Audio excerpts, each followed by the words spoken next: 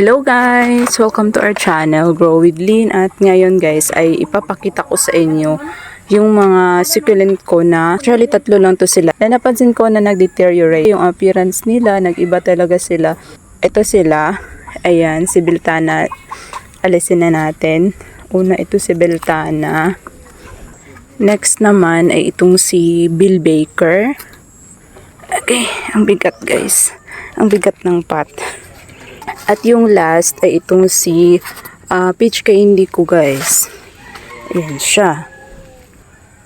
So tatlo sila, nakitang-kita ko talaga yung kanilang changes guys. At isa lang yung reason kung bakit sila nag-deteriorate. Lagi kong sinishare sa inyo itong si Peach Candy ko guys kasi nga last siya. Ang ganda ng dahon, ang ganda ng kulay, compact, stress, sobrang ganda. Pero tingnan nyo yan siya ngayon. Ang dami niyang dry leaves. Pumangit siya, naging leggy siya, ayan.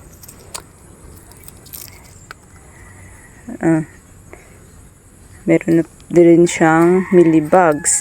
Pero dati, hindi ko to nakikitaan ng mealybugs guys. Talagang wala itong problema sa akin. Ngayon, pumangit siya. Hindi na siya healthy talaga.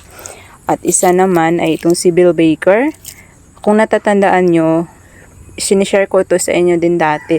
Ang kapal ng dahon nito dito guys. From bottom to top, may dahon talaga siya. At ang tataba ng dahon niya.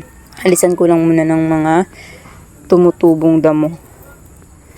Nasa rain or shine kasi ito siya guys. Actually, nilagay ko rin sa rain or shine si Peach Candy guys. Kaya lalo siyang gumanda doon sa rain or shine. At niripat ko rin siya, hindi ito yung pot niya dati. Maliit lang ang pot nito dati. Na-overgrown na niya. Kaya niripat ko siya. At nag-root bound na rin siya. So, yun. Tingnan nyo si Bill Baker ngayon. Ang liliit ng dahon na lumabas dito sa taas at kumulubot yung iba. Ayan o. Yan yung sinasabi ko na kumukulubot. Nag-iiba yung form ng kanyang dahon. Si Peach Candy din. Yan, lumiliit yung dahon niya guys. Hindi talaga ito ganito dati eh. Sobrang ganda nito. At si Beltana.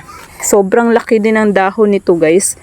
Kaya nga, 3 times ko na ito nabihid. Dahil nga sobrang laki na niya. Ang bilis niyang lumaki. At ang lalapad ng dahon niya. Nabihid ko siya isang beses. Isang stock lang ito nung dumating sa akin. Tapos tumangkad, binihid ko. Tapos after ko nagbihid, ilang months lang, lumago ulit siya. Nagbihid na ulit ako. So twice ko na siyang nabihid. At successful naman. Kasi hindi naman talaga maarte itong si Beltana talaga. Pero ngayon, tingnan niyo yan. Sobrang pangit na guys. At yung dahon niya, ganyan din, nag-iiba din ang form. Pare-pareho sila ng nangyayari sa kanila. Ang daming dry leaves ni Beltana ngayon guys. Isang reason talaga kung bakit nagdi-deteriorate yung plants natin ay dahil sa transplant shock. Nung time na nag-transplant ako sa kanila, hindi sila doon na-shock. Na-shock sila dahil after kong nag-transplant, wala pang isang buwan guys, tumaob sila. Nahulog yung pinaglagyan ko sa kanila at itong dalawa sabay itong bumagsak. Na-uproot na naman sila after kong tinanim. Tapos next na nahulog ay ito, si Peach Candy, hinulog ng pusa guys. Pareho silang na-shock. Kaya nga, hindi ako masyadong nagri-ripat-ripat guys. Gusto ko nag-stable muna sila, na-outgrow muna nila yung pot bago ko sila iripat. Kasi nga, nadidisturb yung kanilang growth. Diba pag ripat natin, i-uproot natin yan sila. Tapos nadidisturb na yung mga roots nila. Nagagalaw natin. So, stress na yun para sa kanila. After natin silang naripat, nag-a-adjust yan. Tapos yung roots niya, nagsisimulang tumubo. Kung minsan, magtataka kayo, bakit yung plants nyo hindi siya lumalaki? Bakit parang paliit ng paliit at yung dahon pumangit na ng pumangit? Dapat talaga, hinahayaan muna natin sila na mag-grow sa kanilang pot bago iripat. Kaya lang nangyari kasi dito ay hindi ko naman sinasadya yun. Sobrang nalungkot ako guys. Hindi ko alam kung magre-recover pa ba ito sila. At i-try kong mag-behead na lang ng isang head sa kanila. Baka sakali yung head na yun ay mag-recover at lumaki. Kasi parang biglang tumanda guys. Nung bumagsak ito at niripat ko ulit, meron pa itong mga dahon guys dyan sa ilalim. Pero unti-unti yung nalagas, yung mga dahon na malalaki. So, ganyan na yung naging itsura niya. Parang tumanda bigla yung dahon. Parang naging bonsai nga, guys eh. Diba? Parang ganun yung ginagawa sa bonsai. Ini-stress nila yung halaman para tumanda yung puno at lumiit yung dahon. Parang nagiging bonsai na sila. Free lang ito sa akin ni Maymay sa Ines Benguet. Meron another sanga dyan. Ayan, sana maganda yan, gumanda yan siya. At meron din pala ito, oh. Ayan, may sanga, may papalabas din dyan. Sana gumanda na ulit ito, guys. Meron din ito, oh. Ayan. Meron din papausbong. Ito naman ay parang meron na siyang millibugs, guys. Kumpara dati, wala talaga akong problema dito sa biltana ko, guys. Wala itong millibugs.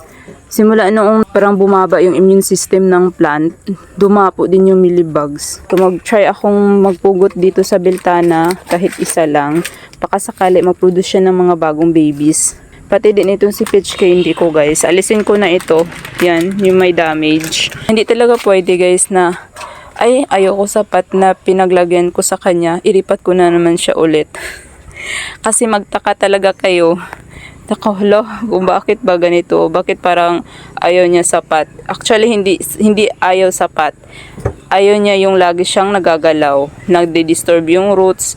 Kaya minsan, hindi ko masyadong ginagalaw yung roots. Kapag nagre-ripat ako, kung ano lang yung maalis ko, yun lang yung inaalis ko. Pwede mo namang alisin lahat talaga yung roots. Linisan mo yung roots. Basta, huwag mo siyang ripat na naman ulit after ilang weeks lang or isang buwan lang. Ripat mo na naman kasi magkaka-stress talaga siya, guys. Mag-deteriorate talaga yung health ng plant natin. Nagkakaroon siya ng trauma from repotting or relocating.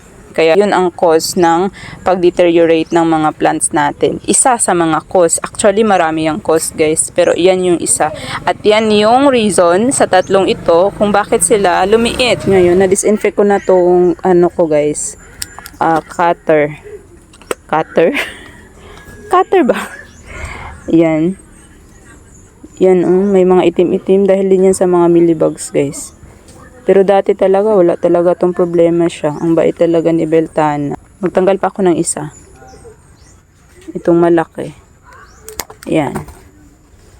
Healthy naman yung kanyang stem. Yan, maputi. Yung dahon lang niya. May mga itim-itim. Millibugs ba yan, guys? Or fungus? Pero nag-spray naman na ako ng fungicide. Ayan. Tingnan nyo naman yung difference ng lumang dahon, guys. Oh, sobrang laki at haba. Whereas yung bagong tubo, ayan, maliliit. Yan, maliliit. I-observe ko muna, guys, kung tutubo ba ng healthy itong baby na yan. Ayan, bago ako magpugot sa kanya. Kahit, guys, na masakit para sa akin na makita na ganyan na yung itsura nila ngayon, at least, hindi ako ang nag-cause nun, kundi nangyari yun dahil sa accident din naman. So, that was it for today's video, guys. And thank you all for watching. And see you in the next one. Like and subscribe.